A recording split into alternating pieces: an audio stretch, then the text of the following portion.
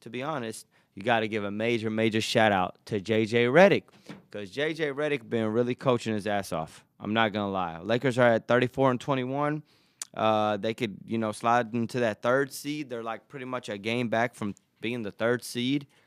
Last year we were just barely in the play-in. So I think J.J. Redick deserves a lot of credit, and I think he said something about he didn't sleep for 2 nights preparing for the Denver game. I never heard of that from Darvin Ham. I'm not going to lie. Never heard of that from Darvin Ham. Look, 2 nights of sleep. You know what I'm saying? That shows me his preparation is major. So definitely shout out to J.J. Redick. Like I said, they tired out Jokic. Jamal Murray still scored. But it's a good sign, especially from a team that's been dominating the Lakers in the Denver Nuggets, to go out there and get a really good win on the road. We'll see what they do against Dallas today and go from there. As far as some other topics in the NBA, I've been seeing Joel Embiid. This is talking about an MVP last season. We're talking about a player who scored at will. He's been struggling. I don't know what's going on. His injury, his knee. They're saying they might shut it down. They might not shut it down. I think just shut it down because the Sixers have been nothing but trash. Paul George has not worked out. Embiid is not working out. He's playing on one knee ever since he went to the Olympics. He shouldn't have probably went to the Olympics.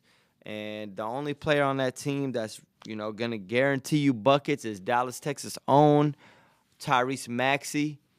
But what a disappointment in the Sixers.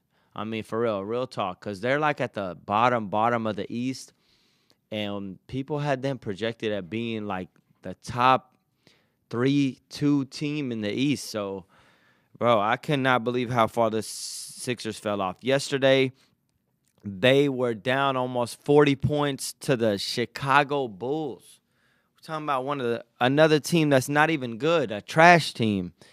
The Bulls are not good, and when you lose by 40 to the Bulls, I ain't gonna lie. Like, you got to pack it up.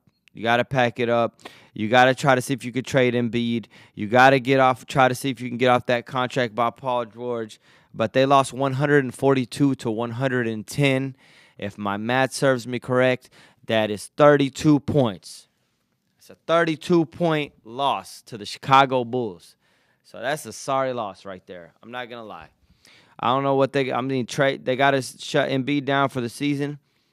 If he's going to come back next year, they got to make sure he's fully healthy. Don't bring him back on the way he's brought back. And see if you can get off that Paul George contract somehow, even though that's going to be virtually impossible because he got paid almost $200 million for 4 years.